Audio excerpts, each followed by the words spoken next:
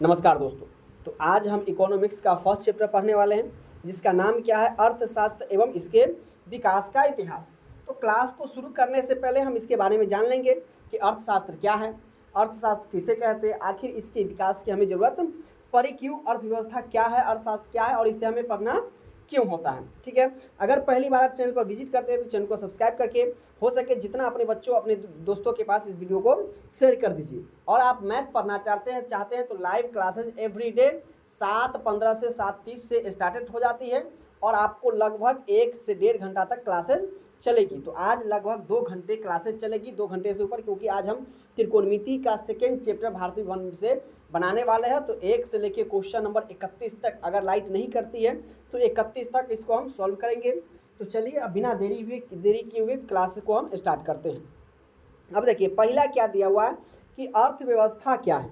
तो जैसा कि हमने आपको बताया कि कोई भी चीज़ को शुरुआत करने से पहले हम उसके बारे में जान लेना चाहिए और जान लेते हैं कि अर्थव्यवस्था हम किसको कहते हैं। तो कहता लिखा हुआ है क्या है कि देखिए, अर्थव्यवस्था एक ढांचा जिसके अंतर्गत लोगों की आर्थिक क्रियाओं का अध्ययन किया जाता है।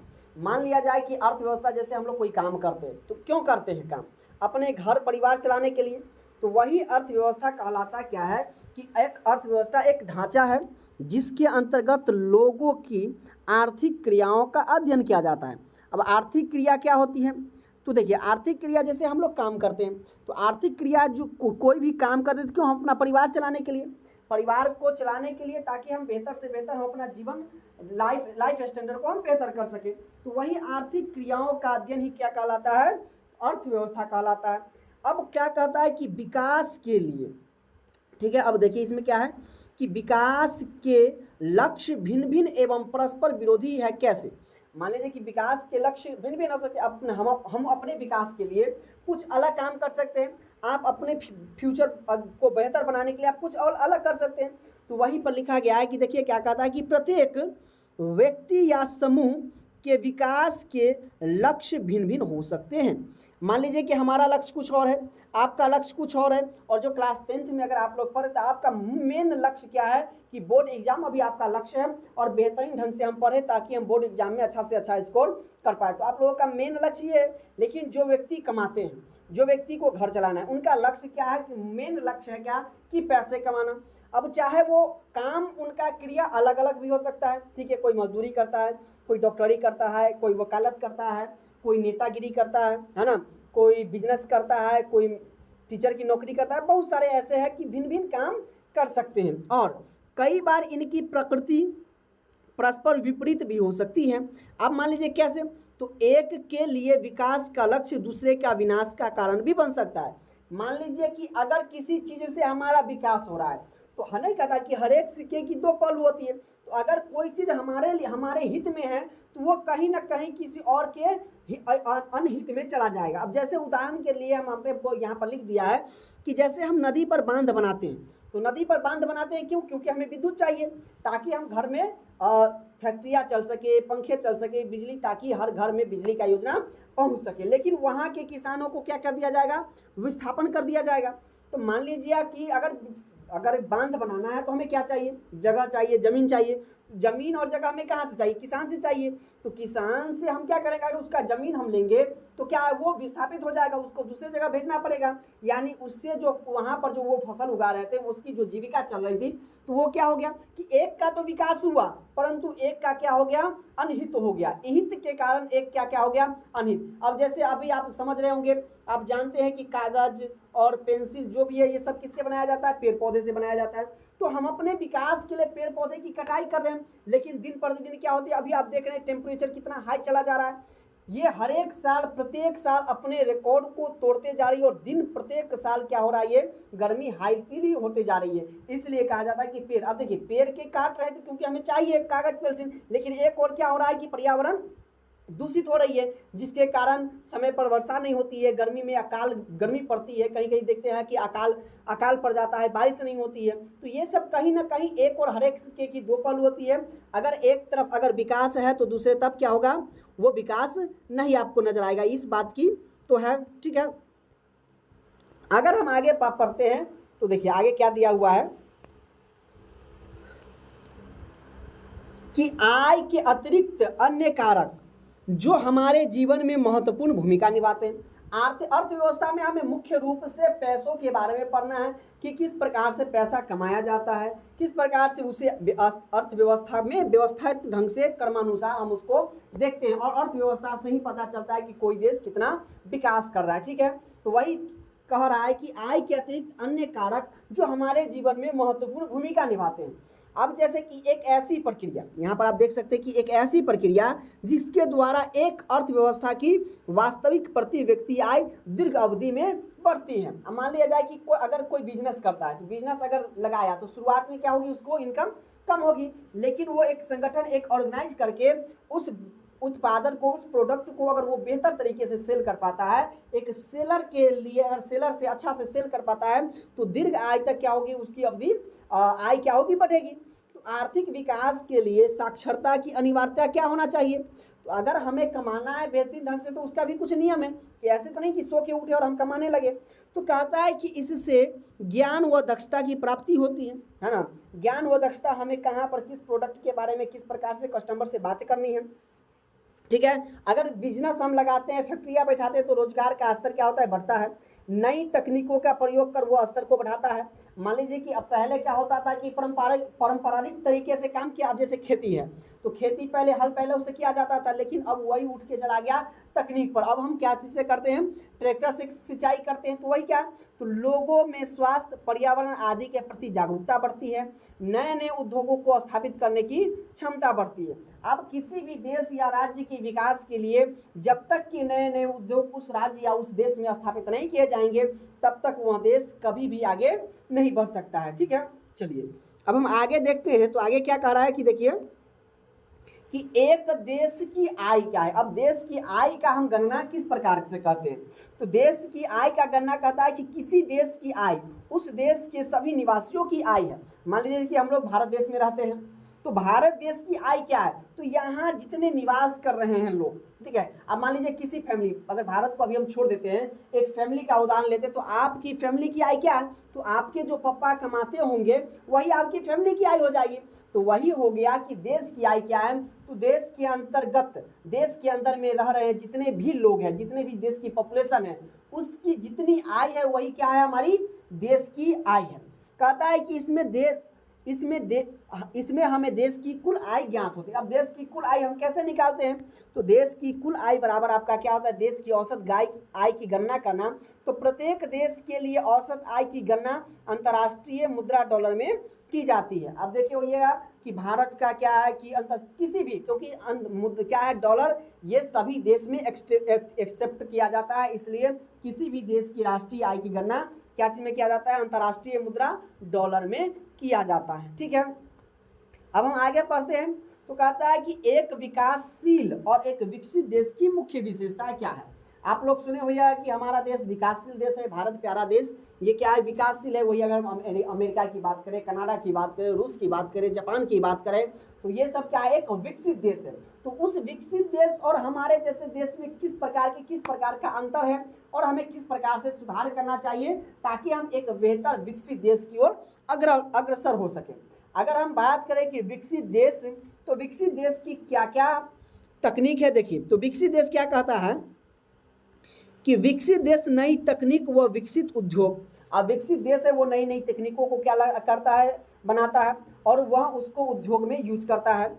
उच्च स्तरीय रहन सहन, विकसित देश के लोगों का क्या है, उच्च स्तरीय रहन सहन है। हमारे विकासशील देश के मुकाबले अगर हम ब्रिटेन, जापान की अगर बात करें, तो हमारे से बेहतर लिविंग लाइफ स्टैंडर्डशिप उसका है। ठीक है, और उसका उच्च प्रति व्यक्ति आय ज़्यादा है। प्रति व्यक्ति आय क्या है कि देश की कुल जनसंख्या को भाग लगा दिया, देश की कुल राष्ट्रीय आय में कुल जनसंख्या से जो भाग लगा दिया जाता है ना, और उससे जो हमें प्राप्त होता है वही हमारा क्या कहलाता है, देश की प्रति व्यक्ति आय। तो हमेशा भारत से अगर आप कंपेयर कीजिएगा, अमेरिका के मुकाबले, ब्रिटेन के मुकाबले, कनाडा के मुकाबले, जापान के मुकाबले, चाइना के मुकाबले, रूस के मुकाबले, तो हमसे कहीं ज़्यादा अमेरिका की प्रति व्यक्ति आय ज़्यादा है, चाइना की प्रति व्यक्ति आय ज़्यादा है। तो प्रति व्यक्ति आय जिस देश की ज़्यादा होगी वो देश उतना डेवलप होगा, और जिस देश की प्रति व्यक्ति आय जितना कम है वो उतना अनडेवलप रहेगा। ठीक है, अब देखिए वहाँ क्या होगी, लोगों की स्वास्थ्य स्थिति बेहतर होगी, जन्म दर और मृत्यु दर पर नियंत्रण होगा।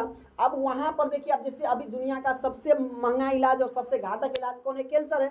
लेकिन कई ऐसे विदेश में, जैसे अमेरिका में जाइएगा तो वहाँ पर नॉर्मल, काफ़ी हद तक नॉर्मल किया जा चुका है और वहाँ पर इसकी इलाज बेहतरीन ढंग से किया जाता है। लेकिन अगर अपने यहाँ देखिएगा तो अपने यहाँ बेंगलोर में चले जाइए, वहाँ पर है एम्स में है कुछ, लेकिन अपने यहाँ काफ़ी महंगा इलाज है, अभी भी ये पूर्ण रूप से नहीं है। तो कहीं ना कहीं हमारे देश में, यानी विकासशील देशों की हम बात करें तो विकसित देशों के मुकाबले हम लोग अभी काफ़ी पीछे हैं। अब विकासशील देश के बारे में हम समझ लेते हैं क्या, कि औद्योगिक रूप से पिछड़े हुए।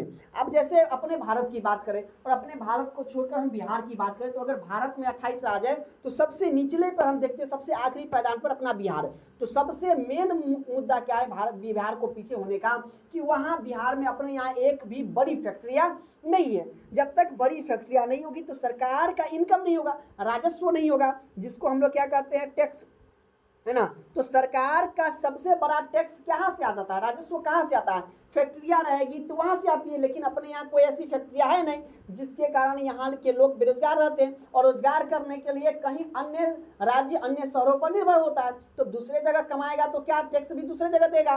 तो बिहार सरकार को इससे काफ़ी नुकसान होता है, जिसके कारण बिहार पिछड़ेपन के आखिरी पायदान पर खड़ा है। अगर बिहार को विकसित बनाना है तो यहाँ नए नए उद्योगों को स्थापित किया जाना चाहिए, ताकि लोग, यहाँ के लोग यही काम करेंगे, और जब यहाँ काम करेंगे तो वो जो वस्तु खरीदेंगे यही खरीदेंगे, और यहाँ जब कोई वस्तु खरीदेगा तो वो टैक्स कहाँ जाएगा, सीधे सरकार के पास जाएगा। तो सरकार के पास जाएगा तो बिहार का विकास होगा, तरक्की होगा। ठीक है। अब देखिए क्या है दूसरा में, न्यूनतम प्रति व्यक्ति आय। मतलब अपने भारत की अगर हम बात करें, अपने बिहार की बात करें तो अपने यहाँ क्या क्या है, कम प्रति व्यक्ति आय है, लगभग 6 से 7 हज़ार अपने यहाँ की प्रति व्यक्ति आय है। और अमेरिका की बात करें, ब्रिटेन की बात करें तो वहाँ पर करीब लाख प्लस प्रति व्यक्ति आय है। ठीक है। उसके बाद क्या है, न्यूनतम साक्षरता दर। मतलब अपने यहाँ लोग पढ़े लिखे भी कम हैं। अगर मैं अपने भारत की बात करूँ तो सिवाय केरल के अलावे, केरल ही क्या है सबसे ज़्यादा पढ़ा लिखा अगर राज्य के अंतर्गत कोई आता है तो वो है केरल है, जहाँ 90+ % वहाँ क्या है, सब शिक्षित व्यक्ति है। लेकिन अगर सबसे निचले पायदान पर बात करें तो सबसे पिछड़ा हुआ हमारा राज्य बिहार है। ठीक है। आगे क्या है, सामान्य रहन सहन। मतलब अपने यहाँ का रहन सहन क्या, एक नॉर्मल है, सामान्य, मतलब ज़्यादा गिरा हुआ भी नहीं है, लेकिन विकसित देश के मुकाबले हम लोग काफ़ी पीछे हैं। बेहतर स्वास्थ्य का अभाव। अब आप लोग चले जाइए अपने जिला के सदर अस्पताल में चले जाइए, चाहे SKMCH में चले जाइए, एम्स में चले जाइए। वहाँ पर अगर एम्स में जाइएगा वहाँ पर थोड़ा बेहतर इलाज है, लेकिन भीड़ ही इतना रहता है कि आदमी को 6-6 महीना पर समय नहीं मिलता है, 6-6 महीना बाद उसको बुलाया जाता है। अगर आप सदर अस्पताल किसी जिला के अस्पताल में चले जाइए तो वहाँ बेहतर स्थिति से इलाज नहीं किया जाता है, ताकि लोग मर जाते हैं। इलाज के अभाव के कारण अपने यहाँ क्या है, लोग मर जाते हैं। उसे क्या, इसी में दिया हुआ है कि अधिक मृत्यु दर। तो ये एक विकसित देश और विकासशील देश की अंतर है। जब भी आपसे पूछा जाए, ये बहुत महत्वपूर्ण क्वेश्चन है, इसको आप चाहे तो इसको नोट कर ले और इसको आप याद कर लीजिएगा। ठीक है, कि विकसित देश, एक डेवलप कंट्री और एक अनडेवलप कंट्री में क्या डिफरेंस है, क्या भिन्नता है, क्या अंतर है। ठीक है। चलिए अब हम आगे की ओर देखते हैं। तब अब आर्थिक नियोजन। आर्थिक नियोजन का मतलब है कि एक ऐसी आर्थिक क्रियाकलाप बनाना ताकि हम इसको फ्यूचर में, अपने जैसे देश हमारा विकासशील है, ठीक है, तो एक ऐसा नियोजन बनाना, एक ऐसा आयोजन करना ताकि हम फ्यूचर में हम आगे बढ़ सके। हम मान लीजिए कि अपने परिवार में लेके चलते हैं, तो अगर एक परिवार, जैसे हम कोई बिजनेस करते हैं तो उस बिजनेस में हम क्या करते हैं, एक पति बनाते हैं, नियम बनाते हैं, रूल बनाते हैं कि हमें इस स्तर से काम करना है, एक योजना बनाते हैं और सोचते हैं कि हम इस योजना के तहत काम करेंगे। प्रोडक्ट को किस प्रकार से सेल करना है, कस्टमर से हमें किस प्रकार से बातें करनी है, ताकि हम अपना प्रोडक्ट को काफ़ी ज़्यादा से ज़्यादा हम सेल कर सकें। और जितना हम अपने प्रोडक्ट को सेल करेंगे उतना हमें इनकम होगी, और जब हमें इनकम होगी तो हम अपने लाइफ को बेहतर कर सकते हैं। ठीक है। तो कहता है कि देश के साधनों का लाभ उठाकर देश के विकास के लिए योजनाबद्ध रूप से बढ़ाना। अब देश के स्तर पर हम चले जाएंगे तो देश के स्तर पर अगर कोई चीज़ है तो उसको क्या है, एक साधन के रूप में बनाना है। ऐसे नहीं है कि हम एक दिन में अमीर बन जाएंगे, तो उसको योजना क्रमबद्ध तरीके से हम उस पर काम करेंगे और आने वाले फ्यूचर में हम उसको बेहतर ढंग से यूज करके हम आगे की ओर निरंतर बढ़ते रहेंगे। ठीक है। अब देखिए इसके लिए हमें करना क्या पड़ेगा, तो कहता है कि साधनों का विवेकपूर्ण उपयोग। मतलब संसाधन जो हमारे देश में, चाहे वो नवीकरणीय संसाधन हो, अनवीकरणीय संसाधन हो, उसको हम विवेकपूर्ण, ऐसा नहीं है कि एक दिन में ही उसका सारा यूज कर ले, और ऐसा नहीं कि उसको बचा के रखे फ्यूचर के लिए, ताकि पता चले कि दुनिया आगे बढ़ रही है और फ्यूचर को बचाने के लिए हम लोग क्या है पीछे। तो मतलब विवेकपूर्ण एक योजना बनाकर उसे विवेकपूर्ण तरीके से हम उसको उपयोग कर ले। नवीकरणीय साधनों का अधिकतम उपयोग करें। मान लिया जाए जैसे बिजली, तो बिजली बांध से, तो बिजली के लिए हमें क्या चाहिए, सोलर, सौर ऊर्जा, पवन ऊर्जा को तकनीक को विकसित करना चाहिए। मतलब हम प्रकृति पर डिपेंडेंट रहे। नवीकरणीय संसाधन, जैसा कि ज्योग्राफी में हम आपको पढ़ा चुके हैं कि नवीकरणीय संसाधन किसको कहते हैं, कि वैसा संसाधन जो एक बार खत्म हो जाने के बाद पुनः बनाया जा सकता है, उसे हम नवीकरणीय संसाधन कहते हैं। ठीक है। वैकल्पिक साधनों को ढूंढने में मदद। अब मान लिया जाए कि वैकल्पिक संसाधन क्या है आपका, कि जो संसाधन अभी तक नहीं है, तो उस संसाधन को हम क्या कर सकते हैं, खोज सकते हैं, उस संसाधनों को हम उपयोग कर सकते हैं। ठीक है। और उसके बाद क्या कह रहा है कि संसाधनों के पुनः उपयोग व चक्रीय प्रक्रिया को बढ़ाना। मतलब संसाधन के पुनः उपयोग, तो ऐसा क्या नवीकरणीय में ही है, और चक्रीय प्रक्रिया को बढ़ाना मतलब इसको ज़्यादा से ज़्यादा बढ़ा देना। मतलब अब जैसे राजस्थान में अगर बात करें, तो राजस्थान में मरुस्थल भूमि है, नदी की कमी है, वहाँ पानी नहीं होती है, तो वहाँ क्या है, सौर ऊर्जा का साधन है। तो सौर ऊर्जा यानी पवन ऊर्जा को हम बेहतरीन ढंग से उसको बना सके, और हर एक कस्बे, नगर, शहर में हम उसको वहाँ से बिजली की व्यवस्था को कर सकें। क्लियर है। चलिए अब हम आगे देखते हैं कि नवीकरणीय साधन और गैर नवीकरणीय साधन क्या है। तो कहता है नवीकरणीय साधन कि भूमिगत जल नवीकरणीय साधन का उदाहरण है। अब भूमिगत जल है वो क्या है, नवीकरणीय साधन का उदाहरण है। फसल और पौधों की तरह इन साधनों को पुनः प्रकृति करती है। अब मान लिया जाए कि कभी कभी देखिए कि गर्मी में क्या हो जाता है कि कोई कल सूख जाता है, ठीक है, मतलब उसका लेयर क्या हो जाता है, नीचे चला जाता है, लेकिन प्रकृति उसको क्या करती है, जब बारिश होती है तो लेवल फिर अपने जगह पर आ जाता है, तो फिर क्या देखती है कि कल में से फिर पानी आने लगता है। तो मतलब कुछ ऐसे नवीकरणीय संसाधन है कि प्रकृति समय समय पर उसको क्या करती है, पुनः प्रकृति अपने रूप से उसको भरती रहती है। लेकिन यहाँ भी हम इन साधनों का अधिक उपयोग कर सकते हैं। उदाहरण के लिए भूमिगत जल यदि बरसात द्वारा हो रही है तो पुनः पूर्ति से अधिक प्रयोग करते हैं, तो हम इस साधनों का अति उपयोग कर रहे होंगे। मतलब कहने का मतलब कि अगर बारिश ज़्यादा से ज़्यादा हो रही है, अगर ये पुनः नवीकरणीय संसाधनों के अंतर्गत आता है, तो इसका हम उपयोग ज़्यादा से ज़्यादा सिंचाई के लिए कर सकें, है ना। और गैर नवीकरणीय साधन क्या, तो गैर नवीकरणीय साधन वो है जो कुछ ही वर्षों के प्रयोग के पश्चात समाप्त हो जाते हैं, और इन संसाधनों का धरती पर एक निश्चित भंडार है और इनकी पुनः पूर्ति नहीं हो सकती है। जैसा कि कल हम आपको बताए थे कि गैर नवीकरणीय संसाधन मतलब अनवीकरणीय संसाधन वैसी संसाधन हो जाएगी कि अगर हम एक बार जिस चीज़ को खत्म कर ले, उसे पुनः प्राप्त करना मुश्किल क्या, बहुत असंभव है, यानी लाखों वर्ष लग सकते हैं। उसका एक निश्चित भंडार है। भंडार जैसे मान लीजिए कि हमारे पास गिलास है, गिलास में पानी है, ठीक है, अब रोज हम एक एक बूंद पीते हैं, तो कहीं ना कहीं कभी ना कभी वो खत्म हो जाएगा।